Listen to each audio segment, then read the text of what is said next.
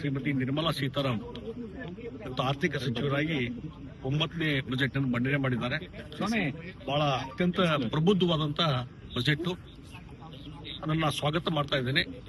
ಬಹಳ ಮುಖ್ಯವಾಗಿ ಓವರಾಲ್ ಒಂದು ದೇಶದ ಡೆವಲಪ್ಮೆಂಟ್ ಹೆಂಗಿರ್ತದೆ ಮತ್ತು ಕವರಿಂಗ್ ಆಲ್ ದ ಸೆಕ್ಟರ್ಸ್, ಅದು ಯಾವುದೇ ಒಂದು ಸೀಮಿತ ಅಲ್ಲ, ಎಲ್ಲ ಕವರಿಂಗ್ ಆಲ್ ದ ಸೆಕ್ಟರ್ಸ್. ಒಂದು ಪರಿಪೂರ್ಣ ಬಜೆಟ್ ಯಾವ ರೀತಿ ಇರಬೇಕು ಅನ್ನುವಂಥದಕ್ಕೆ ಉದಾಹರಣೆ ಇವತ್ತಿನ ಬಜೆಟ್ ಅಂತ ನಾನು ಸ್ಪಷ್ಟವಾಗಿ ಹೇಳ್ತಾ ಇದ್ದೀನಿ.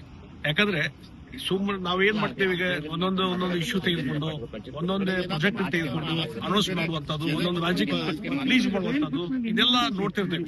ಆದ್ರೆ ಇವತ್ತು ಯಾವುದೇ ರಾಜ್ಯಕ್ಕೆ ಮತ್ತೊಂದಕ್ಕೆ ಯಾವುದೇ ಒಂದು ಪ್ರಾಜೆಕ್ಟ್ ಅನೌನ್ಸ್ ಮಾಡುವ ಮುಖಾಂತರ ರಿಲೀಸ್ ಮಾಡುವಂತದ್ದಲ್ಲ. ಓವರ್ ಡೆವಲಪ್ಮೆಂಟ್ ನಾಳೆ ಇಡೀ ದೇಶದ ಒಂದು ಆರ್ಥಿಕ ಸ್ಥಿತಿ, ವಿಕಸಿತ ಭಾರತ ಅಂತೇನಿದೆ ನರೇಂದ್ರ ಮೋದಿ ಅವರ ಕನಸು, ಆ ಕನಸು ನನಸು ಮಾಡಲಿಕ್ಕೆ ಒಂದು ಪರ್ಫೆಕ್ಟ್ ಆದಂತ ಪ್ರಬುದ್ಧವಾದಂತ ಬಜೆಟ್ ಇದು ಅಂತ ಹೇಳಿ ನಾನು ಸ್ಪಷ್ಟವಾಗಿ ಹೇಳಬಯಸ್ತಾ ಇದ್ದೇನೆ. ಮತ್ತು ಯಾವುದೇ ಸೆಕ್ಟರ್ ತೆಗೆದುಕೊಂಡ್ರಿ, ಎಂಎಸ್ಎಂಇ ಇವತ್ತು ಸಣ್ಣ ಕೈಗಾರಿಕಾ ಏನಿದೆಯಲ್ಲ, ನಮ್ಮ ಜಿಡಿಪಿಯಲ್ಲಿ ಬಹಳ ದೊಡ್ಡ ಪ್ರಮಾಣದಲ್ಲಿ ಕೊಡುಗೆಯನ್ನು ಕೊಡ್ತಾ ಇದೆ. ಆ ಎಂಎಸ್ಎಂಇ ಇದಕ್ಕೆ ಬಹಳ ದೊಡ್ಡ ಪ್ರಮಾಣದ ಒಂದು ರಿಯಾಯಿತಿ ಆಗಲಿ ಸಬ್ಸಿಡಿ ಆಗಲಿ ಕೊಡುವಂತ ಕೆಲಸ ಇವತ್ತು ಮಾಡಿದ್ದಾರೆ.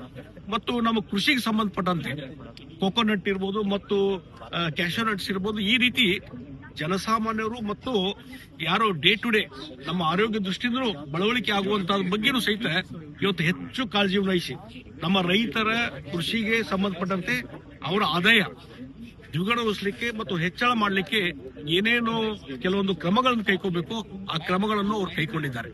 ಮತ್ತು ಇಂಡಸ್ಟ್ರಿ ಡೆವಲಪ್ಮೆಂಟ್ ಸಲುವಾಗಿ ಮತ್ತು ವಿದೇಶದ ಬಂಡವಾಳ ಹರಿದು ಬರಲಿಕ್ಕೆ ಏನೊಂದು ಪ್ರಯತ್ನ ಆಗಬೇಕು, ಏನೊಂದು ಕನ್ಸೆಷನ್ ಆಗಬೇಕು, ಇಲ್ಲಿ ಯಾರು ಇನ್ವೆಸ್ಟ್ಮೆಂಟ್ ಮಾಡ್ತಾರೆ ಅವ್ರಿಗೆ ಹೆಚ್ಚು ಸ್ಕೋಪ್ ಕೊಡುವಂತದ್ದು ಮತ್ತು ಸ್ಪೆಷಲ್ ಎಕನಾಮಿಕ್ ಝೋನ್ ಬೆಳೆಸುವ ಮುಖಾಂತರ. ಮತ್ತು ಇನ್ನೊಂದು ಬಹಳ ಮುಖ್ಯವಾಗಿ ಇತ್ತೀಚಿನ ದಿನಗಳಲ್ಲಿ ಅರ್ಬನೈಸ್ ಜಾಸ್ತಿ ಆಗ್ತಾ ಇದೆ, ಅರ್ಬನ್ ಪಾಪ್ಯುಲೇಷನ್. ಆ ಹಿನ್ನೆಲೆಯಲ್ಲಿ ಮೂಲಭೂತ ಸೌಕರ್ಯ ಇರ್ಬೋದು, ರೈಲ್ವೆ ಕನೆಕ್ಷನ್ ಇರ್ಬೋದು, ಏರ್ ಕನೆಕ್ಷನ್ ಇರ್ಬೋದು, ಮತ್ತು ರಸ್ತೆಗಳ ನಿರ್ಮಾಣ ಇರ್ಬೋದು, ಮತ್ತು ರೈಲ್ವೆ ಕೆಲಸಗಳ ನಿರ್ಮಾಣ ಇರ್ಬೋದು, ಇವಕ್ಕೆ ಹೆಚ್ಚು ಒತ್ತು ಕೊಡುವಂತಹದ್ದು. ಅದರ ಮುಖಾಂತರ ಜನಸಾಮಾನ್ಯರ ಡೇ ಟು ಡೇ ಅವರ ಡೇ ಟು ಡೇ ಜೀವನಕ್ಕೂ ಒಳ್ಳೆ ರೀತಿಯಾದಂತ ಒಂದು ಕನಸು ಏನಿದೆ ಅದನ್ನ ನನಸು ಮಾಡುವ ದಿಕ್ಕಿನಲ್ಲಿ ಬಹಳ ದೊಡ್ಡ ಪ್ರಯತ್ನ ಇದೆ. ಮತ್ತು ನಾನು ಹೇಳ್ತೀನಿ, ಇವತ್ತು ಕಾಂಗ್ರೆಸ್ ಅವರು ಬೆಳಗಿಂದ ಸಾಯಂಕಾಲ ಟೀಕೆ ಮಾಡುವಂತದ್ದಲ್ಲ. ಇವತ್ತು ಹಲವಾರು ಕಡೆ ನಾವು ಟೀಕೆಗಳನ್ನು ನೋಡ್ತೀವಿ. ಕರ್ನಾಟಕಕ್ಕೆ ಏನೋ ರೈಲ್ವೆ ಪ್ರಾಜೆಕ್ಟ್ ಏನೋ ಈಗಾಗಲೇ ಇನ್ನೊಂದು ಪ್ರಾಜೆಕ್ಟ್ ಇದಾವ್ರಿ. ನ್ಯಾಷನಲ್ ಹೈವೇ ಎಷ್ಟು ನಿತಿನ್ ಗಡ್ಕರಿ ಅವರ ನೇತೃತ್ವದಲ್ಲಿ ಮೋದಿಜಿ ಅವರು ಎಷ್ಟು ದೊಡ್ಡ ಪ್ರಮಾಣದಲ್ಲಿ ಲಕ್ಷಾಂತರ ಕೋಟಿ ಇವತ್ತು ಹರಿದು ಬಂದಿದೆ ನ್ಯಾಷನಲ್ ಹೈವೇ ಕನ್ಸ್ಟ್ರಕ್ಷನ್.